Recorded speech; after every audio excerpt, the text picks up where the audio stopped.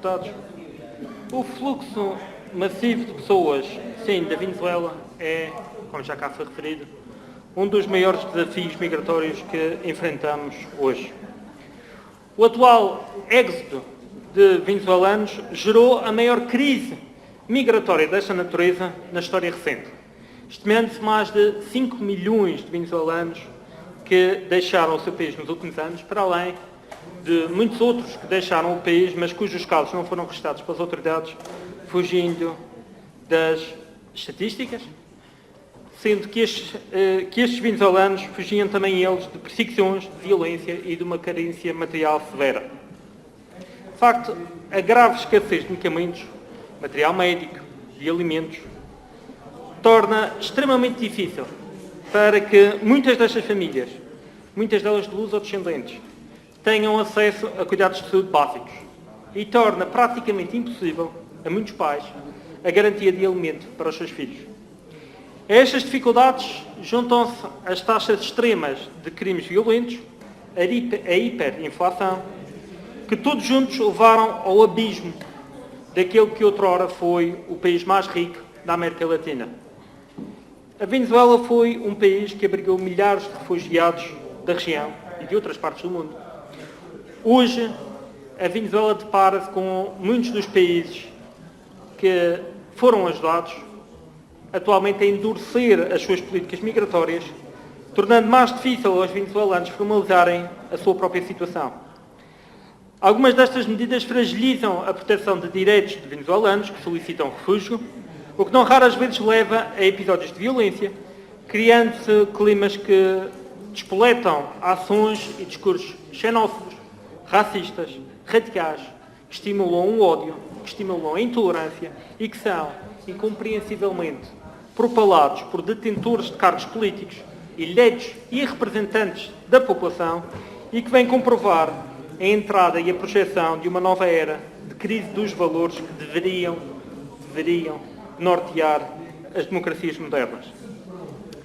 Hoje verificamos um aumento de 8.000% do número de venezuelanos que procuram reconhecimento enquanto refugiados. Mas muitos venezuelanos que se encaixam no critério de refugiados optam por não se registarem como tal, dada a burocracia e dada as condicionantes associadas, optando por outras formas legais de permanência, que são menos burocráticas e que permitem um acesso mais célere ao mercado de trabalho, à educação e aos direitos sociais, permitindo que os mesmos contribuam formalmente para o seu crescimento pessoal e familiar, mas também para o crescimento da nossa economia.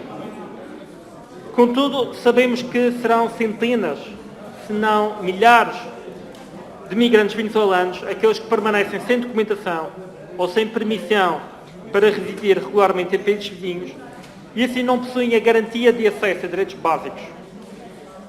De igual forma, sabemos que muitos deles continuam a ser vítimas de uma crise humanitária, política e socioeconómica que um país, outrora rico, atravessa e que isso, obviamente, retira-lhes a capacidade de obter um título de viagem válido, condição imprescindível para a renovação de residência temporária ou para a concessão de residência permanente, o que normalmente dita um regresso forçado ao seu país de origem.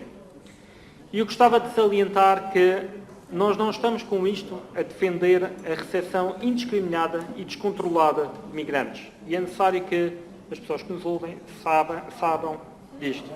O que discutimos hoje, todos os partidos desta Casa, e o que defendemos neste momento, é a necessidade de agirmos como um verdadeiro país de acolhimento, aprimorando o nosso quadro legal no que concerne à identificação, ao controle, mas acima de tudo no que concerne à desburocratização e criação de elementos de justiça e de justa excepcionalidade para que possamos acolher estas pessoas e que possamos dar a estas pessoas a devida segurança. O que defendemos aqui, e presumo de uma forma unânime, vai inclusive ao encontro dos apelos de instituições internacionais, como a Human Rights Watch, que apela à união dos governos para adotar uma resposta coordenada, que apela para que se implemente um regime regional de proteção temporária funcional. Mas o que apelamos também é que deste Parlamento saia uma legislação clara, uma legislação objetiva, sem subterfúgios, sem margens de manobra, que garantam aos migrantes venezuelanos os mecanismos que permitam a regularização da sua situação migratória por período determinado, particularmente enquanto aguardam o julgamento dos seus pedidos individuais de proteção. E é isto que defendemos.